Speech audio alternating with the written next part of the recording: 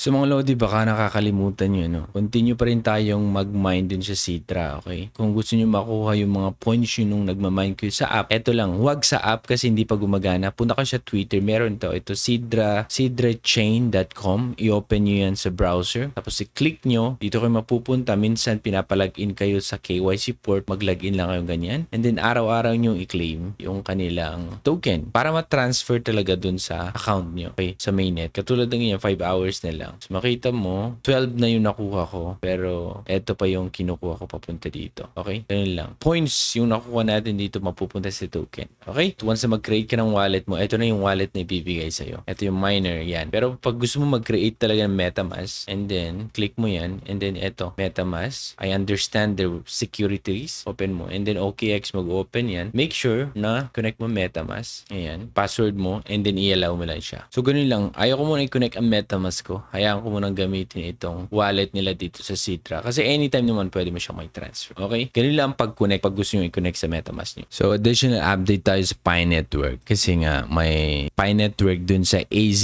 Coiner. Okay na application. Kung wala pa kayo dyan, link na sa baba. Pero parang ined nila ang blockchain or network ng Pi Network kahit hindi pa siya nasa mainnet. Pero alam natin, nung una din may mga ganong application para lang makapag-gain ng community. Kasi nakita nila, pag Pi Network ang pinag-usapan, andyan sumusuporta yung mga pioneers, especially pag positive. Pero pag negative, ayawan ka, mga ganon.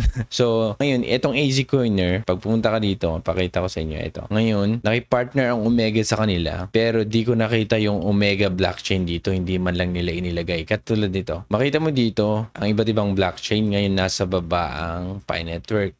Pero sana naman is totoo na to, okay? Hindi katulad ng ibang project, katulad ng Swipe, dati may Pi Network, ngayon tinanggal na nila. Kasi nga, hindi naging active yung mga pioneers siguro dun sa kanilang application. So, same thing dito kasi alam naman natin, mobile mining ang Pi Network, ganun din ang AZ Coiner. Sana naman ituloy-tuloy na niyang suportahan ang Pi Network, katulad ng pagsuporta niya dito sa mga iba't ibang chain, katulad ng PNB Smart, Ethereum, Polygon, ARB. So, Pi Network, makita niyo dyan, pero it doesn't mean na may ibig sabihin na naman. Parang gusto lang talaga din nilang i-promote. Isang paraan din yan para mai-promote or makilala ang Pi Network. So sana ang AZ Coiner ay tuloy-tuloy na nyo, suportahan lang din ang Pi Network, mga Lodi. At pwede kayo mag-create ng account nyo. Pwede din kayong mag-mine dito sa AZ Coiner, mga Lodi. Mag-collect lang kayo. Ayan o. So alam nyo na kung ano yung system or process. So link nasa baba, mga Lodi. Okay? So ito na naman, misinformation ang binibigay dito sa Pi Network. Kung ano-ano na lang. Visa, Mastercard, BTC, ETH, USDT.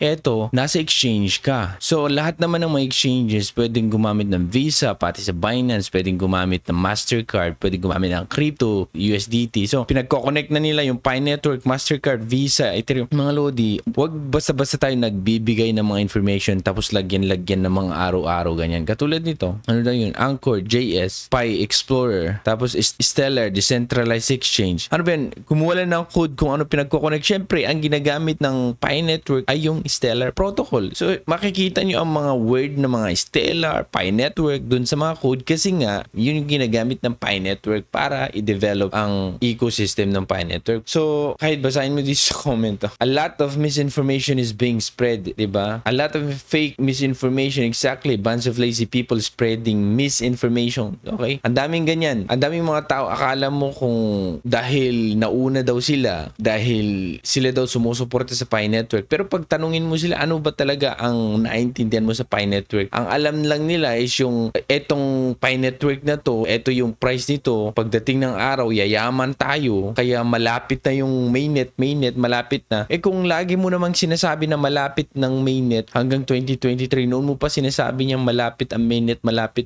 huwag kayong magpaasa ng mga pioneers. Continue lang, kung may alam ka, i-educate mo sila, pero hindi yung ganyan na i-hype mo puro positivity na hindi naman, wala naman sa katotohanan or wala talaga dun sa point kung ano ang nangyayari sa Pi Network. Huwag mo ding i-brag na may kakilala ka, may connection ka, mga ganun. Kasi pare-parehas tayo dito. Wala kaming pake kung meron ka kakilala kahit pa nga tito mo si Nicolas, diba? Okay? So please lang, huwag tayong mag-spread ng misinformation. Nakakagain ka lang ng reaction ng mga tao, love lang dahil puro positive ang sinishare mo. Pero wala na sa katotohanan yan. Okay, sinusuportan natin ang ng Pi Network pero hindi to the point na naging extremist na tayo dito na kahit out of topic na misinformation na basta positive ang sinasabi, i-post na lang natin sa Facebook. Okay? So yan misinformation ang mga yan mga Lodi. Connected ang Visa, ang Mastercard, PayPal, kung ano-ano pa pinagsasabi nila.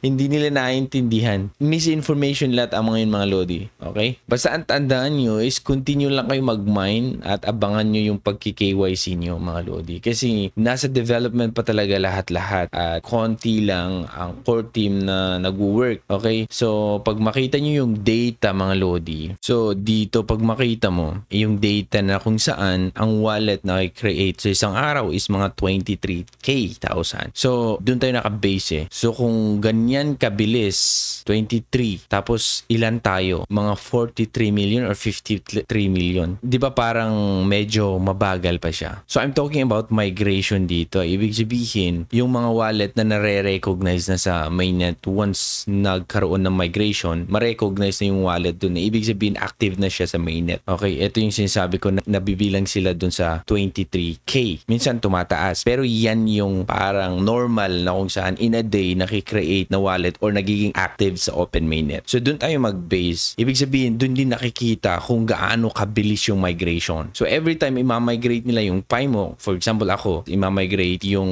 isesend na yung Pi na naipon ko dun sa wallet na na-create ko. Once na na-send na nila, na-migrate na nila, magiging active siya dun sa mainnet. Ibig sabihin, yung wallet na yun, pwede ko na siyang gamitin na ibigay dun sa kasama kong Pioneer at pwedeng mag-send ng Pi. So, nabibilang na siya dun sa 23K na nakikreate. So, kung ganyan kabilis, medyo bilis-bilisan pa nila talaga. Okay, so, dito tayo nagbe-base dun sa data mga Lodi. For sure naman ginagawa ng mga ng core team ang kanilang tungkulin. Okay? So, ibig sabihin, pag may ganitong labas na 23K daily na namamigrate ng mga wallet, that means may mga naki-KYC din kasi sila yung nabibigyan ng pagkakataon ma-migrate Ibig sabihin, kailangan mo munang ma-KYC bago maging active or ma-migrate yung Pi coins mo dun sa wallet na i-provide mo. Okay? So, dyan natin i-base din yung data. So, i-compare mo 23, compare sa mga hindi pa na-KYC ngayon, then malalaman natin kung kailan pa tatagal. Pero the more naman yung KYC, okay? The more naman nakakakuha siya ng data, mas bumibilis siya or mas natitweak siya na i-enhance siya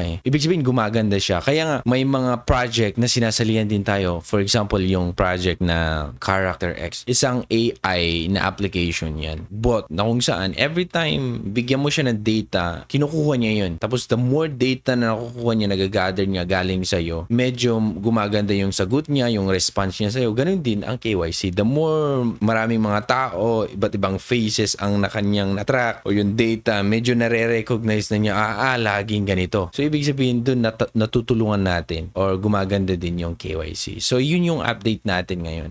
So, mag-base tayo sa data, hindi lamang kung ano-anong mga pinagsasabi nila dyan. So, dapat yung tandaan ito, bilang isang pioneers, mga Lodi, hindi tayo close-minded, hindi lamang tayo para maintindihan na talaga natin pagdating ng araw, yung mga basic about blockchain, kung ano ba ang Pi Network. Dapat maging receptive kayo or marunong kayong tumanggap, okay? Hindi ibig sabihin pag may nabanggit na negative about Pi Network, cancel yun agad kung ano-ano nyo pagsasabihin nyo. Hindi ganun, okay? Hindi ito networking mga Lodi na puro power.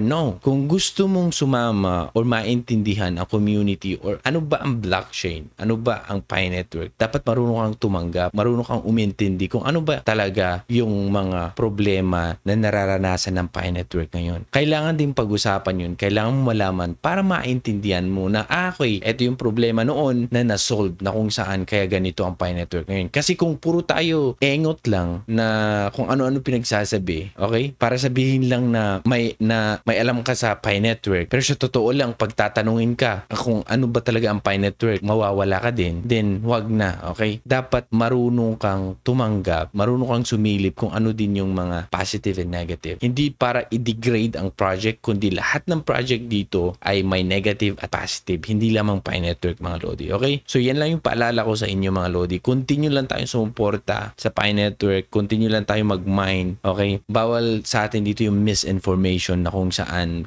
Basta na lang alam mong maganda ang sinasabi about Pi Network kahit di naman makatotohanan, sige, ipopost mo lang din. Okay? So yan, maging active at saka relevant na mga pioneers. Yan lang mga Lodi, ako si Trogi and thank you so much for watching. Bye!